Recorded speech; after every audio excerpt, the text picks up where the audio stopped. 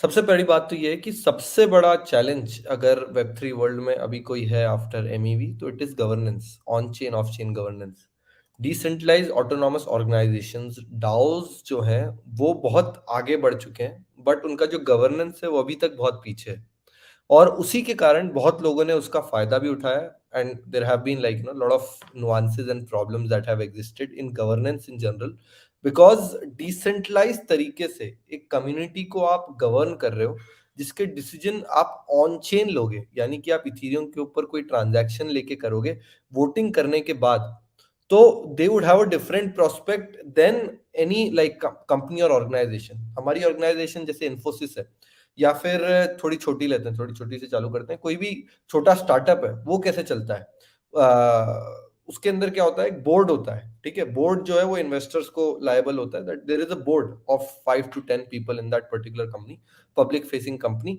और वो डिसाइड करता है कि क्या डिसीजन लिए जाएंगे, और उस डिसीजन के हिसाब से एक सीईओ अपॉइंट होता है जो उन डिसीजंस को एग्जीक्यूट करता है, ठीक है। और सीईओ के अंडर होता है like there is a whole plethora of people, chief product officer, chief technology officer, chief innovation officer and stuff like that. और उनके नीचे लोग होते हैं engineering managers, product manager, business person, and ICs and stuff like that. ऐसे एक corporation चलता है। एट द एंड एक बोर्ड डिसाइड करता है, और उस बोर्ड को एग्जीक्यूट करने का पूरा जो काम है वो सीईओ को होता है। और जो सीईओ है वो अपना काम डेलीगेट करता है सीटीओ को। सपोज अगर सर्वर को बढ़ाना है तो सीटीओ को अपॉइंट करेगा, सीटीओ जो है हेड ऑफ डेवॉप्स को करेगा, हेड ऑफ डेवॉप्स जो है वो डेवॉप्स के अंदर जो इंजीनियर है उसको बोलेगा कि ये वाला काम करो, असाइन करेगा, and this is how it will happen. तो there is a whole structure, there is a whole hierarchical structure of making a company work like Facebook or LinkedIn or any kind of these kind of companies. But Web3 के अंदर एक दो there is a new nuance कि हर आदमी CEO है और कोई भी आदमी सीईओ नहीं है। इसका मतलब कि क्या है कि everybody is an individual contributor.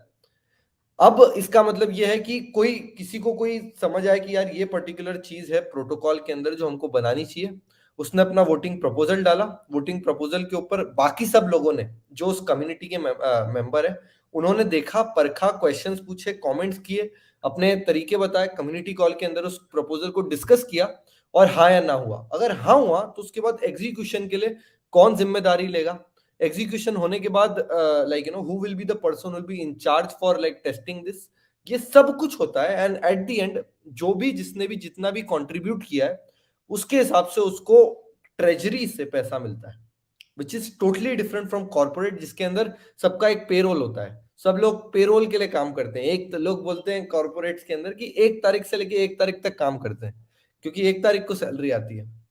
But Dow governance के अंदर कुछ ऐसे मॉडल्स होते हैं जिसके अंदर आपने कोई इंटरेस्टिंग प्रपोजल लिखा जिसके कारण प्रोटोकॉल अच्छा बना, प्रोटोकॉल को आपने एग्जीक्यूट किया, उसके बाद आपको बहुत ज्यादा नाम भी मिलेगा, फेम भी मिलेगा, अच्छी हाइट्स भी मिलेंगी उस पर्टिकुलर प्रोटोकॉल में, और बहुत सारे eventually you will be paid well on chain for doing that.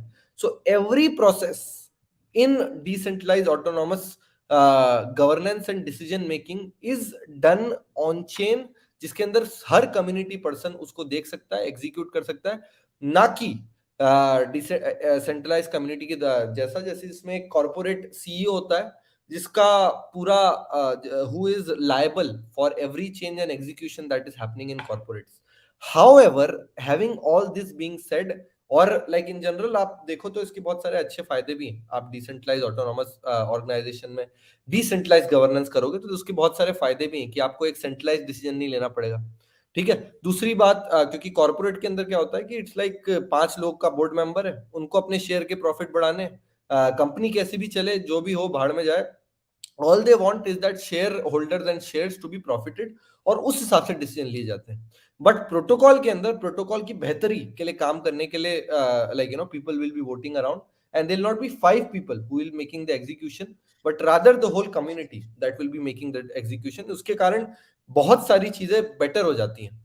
And in general decentralise governance for sure is the future, but right now has a lot of problems, क्योंकि आप कैसे परखोगे कि ये जो बंदा है जिसको हमने बोला है काम करने के लिए ऑन चेन, वो ढंग से काम कर रहा है कि नहीं, उसके ऊपर तो कोई बॉस है नहीं, first thing.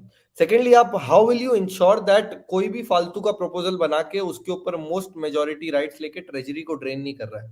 Second biggest problem. And third biggest is कि जो डिसेंट्रलाइज गवर्नेंस बोला जाता है वो क्या सच्ची में डिसेंट्रलाइज्ड है या फिर कुछ पर्टिकुलर लोगों के पास सारा पैसा है. These are few problems that decentralized governance is currently facing. And इस तरह से काम करने का जो तरीका है वो दुनिया में बहुत नया है. हमको सबको पता है कि हमारे हायरार्किकल स्ट्रक्चर में कैसे काम करना है. बॉस को रिपोर्ट करना है 8 घंटे के अंदर आपने क्या किया है. And everybody knows how that actually functions and works around that. ये नया तरीका जिसमें आपने कंट्रीब्यूट किया, कंट्रीब्यूट करने के बाद आपको पक्का नहीं आपको पैसे मिलेंगे कि नहीं, बट बेहतरी के लिए काम करते रहो, eventually you will get a reward, is in general and total a very new philosophy जिसके लिए बहुत सारी टूलिंग अभी तक रेडी नहीं है. बहुत सारा जो आर्किटेक्चर है वो रेडी नहीं है. Lot of things are being worked around. However, decentralized governance is the way future organizations will be working.